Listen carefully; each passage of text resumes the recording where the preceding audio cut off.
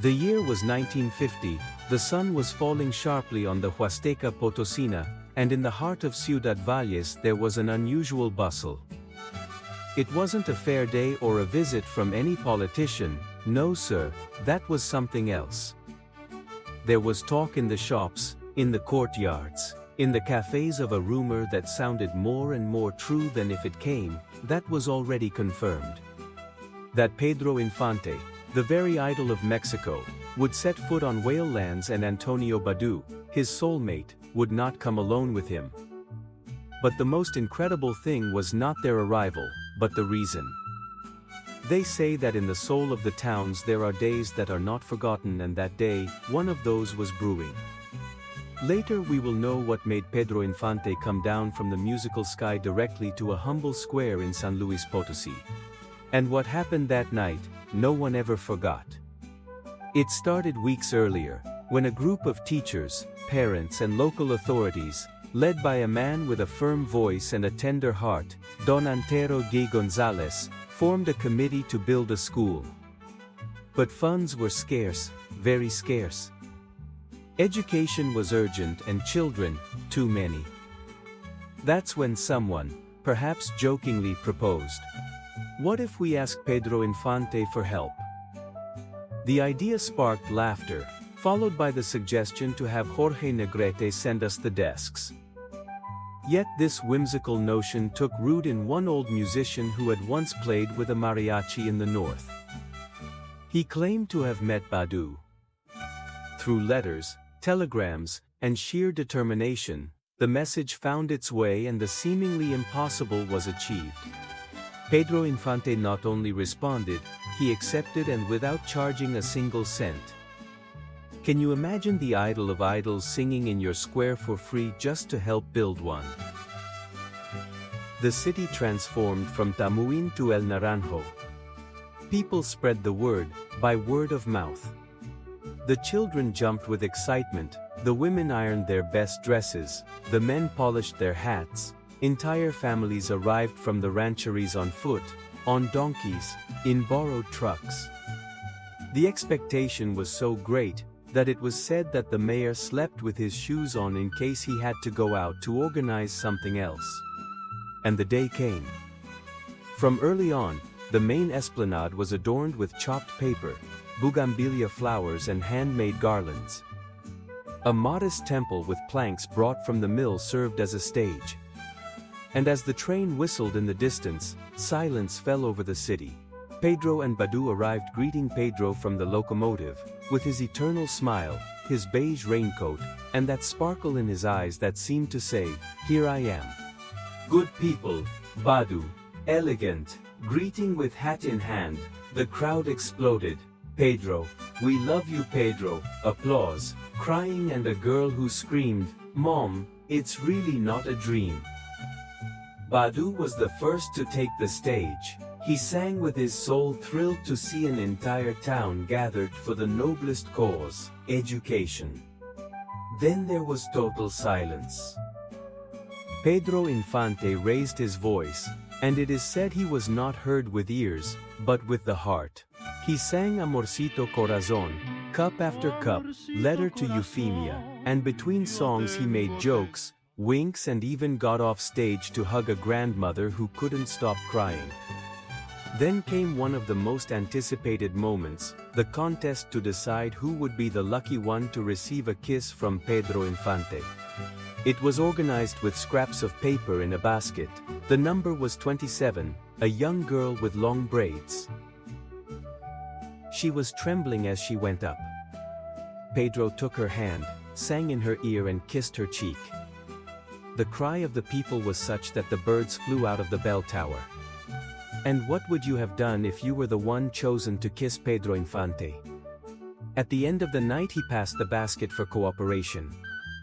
No one was left without giving anything, a chicken, a ring, a bill, a promise. The collection was historic. Enough was gathered to begin the construction of the school, which is still standing today, the Licenciado Antero G. Gonzalez Primary School, on Galeana Street. If this story is touching your heart, I invite you to subscribe to the channel here. we relive moments that should not be forgotten. When Pedro and Badú said goodbye, the whole village accompanied them to the station. Pedro left a letter to the committee: "Thank you for letting me be part of something so pure. This wasn't a concert, it was an act of love." The school opened months later, and many of those who were children that night then were the first to sit in their new benches. Today, 75 years later, those walls continue to educate, and in every corner, on every blackboard, you can still hear the echo of that voice that came from heaven. It touched Valais land and stayed forever, because when art and the heart come together, there is no mountain or oblivion that stops them. This second beautiful story of the video, we move to warm and deep lands, where the jungle whispers ancient legends, and the wind brings with it the aroma of copal and ceiba. We are in Felipe Carrillo, Puerto, in the heart of Quintana, where Pedro Infante was not a passing idol, but a brother of the soul, friend of the Mayan community, and sower of memories that still bloom in the words of his grandparents. Back in the 1950s, when the country was still making its way between modernity and tradition, Pedro frequently visited that remote region, apparently forgotten by the bustle of the capital, but alive with dignity, culture, and human warmth.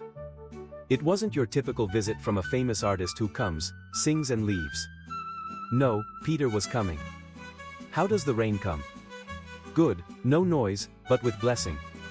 His closest friend in that area was Don Ruperto Prado, a countryman tanned by the sun and chewing gum, respected for his work as a chewing gum maker and connoisseur of jungle roads.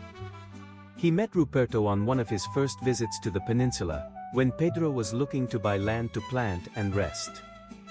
It was a friendship born without conditions, the kind that occurs between men who recognize each other by their honest look and their unduplicitous words. The people of the place say that it was Ruperto, who, with the simplicity that characterizes the greats, gave his first plane to Pedro Infante, yes, just as you hear it. A light plane of the kind that made its way through the clouds, like mechanical birds, and which Pedro used to arrive directly from Mérida, or Campeche, flying over the jungle to the small landing strip in the town. But beyond planes or stages, Pedro found a port in Felipe Carrillo, something he did not find in fame. Peace. There I was cycling like one more. Sometimes they saw him pedaling at dawn with a palm hat, greeting the neighbors, joking with the children who ran after him. He participated in the tasks. He went with the chicleros to the mountains, machete in hand to get chicozapote. They say that he was skilled, and although the men knew that that was not his job, they respected him for his dedication. They never saw him pretend, they never saw him complain.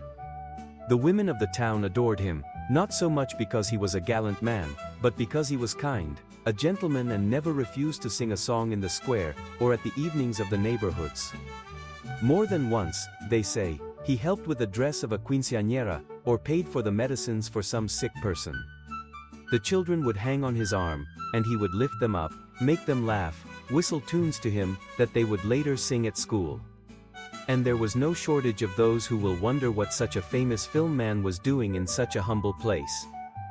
But that question never got a direct answer. Only Peter knew that threads of his soul tied him to that land. Maybe it was the warmth, maybe the silence of the jungle. Perhaps the loyalty of a community that did not treat him as an idol, but as a 1+1 anecdote that is still counted among the oldest is the time that Pedro stayed almost a full month in Carrillo, Puerto, because a child became seriously ill and his parents did not have anything to send him to Chetumal. Pedro not only paid for the transfer, but postponed commitments to ensure that the little one got ahead. That didn't make the papers or get applause. It was an act of the heart, and that was Pedro Infante. More than a star, he was human, a man who understood that his light served to illuminate paths, not to dazzle. That's why the Mayan elders received him with respect. That is why young people imitated him not only in the way they dressed, but also in the way they looked at others. Felipe Carrillo. Puerto returned all that affection with silence and tenderness. They never asked him for anything. They never abused. They knew that he came because he wanted to, and that was enough. On holidays he joined the village, on rainy days he stayed under the eaves of the police station talking to the men about the harvest, about the skies, about what was to come. And if you, listener friend, feel that these stories should not be lost, I now invite you to subscribe to this channel, where every week we relive chapters that do not appear in books, but that live in the soul of a grateful people. Let's continue with the passage of the years. Pedro stopped visiting so often because time is cruel to those we love most. However, on every corner of Carrillo, Puerto there is someone who has a memory of him, a song he sang, a favor he did, a piece of advice he left. Many years after his physical departure, a lady named Doña Jacinta, who was a child when Pedro went to town, had a plaque placed at the entrance of her house. It wasn't a statue, it wasn't a movie picture, it wasn't a movie line. I was just saying, this is where Pedro Infante sat drinking pozol and laughing with my grandmother. And that is perhaps the greatest test of affection a man can receive. Pedro Infante not only left his voice on records or his face on celluloid, he left his soul distributed in the corners where simple life has value. In Felipe Carrillo, Puerto you can still hear his laughter when the afternoon falls, you can still feel his step among the roads, and you are still waiting for him, as you wait for the friend who promised to return. If these two stories have touched your heart, don't forget to subscribe to the channel, and share this video with whom. Like you, they know that there are memories that should not be extinguished, because Pedro Infante was not only the idol of Mexico, he was and continues to be the idol of the heart.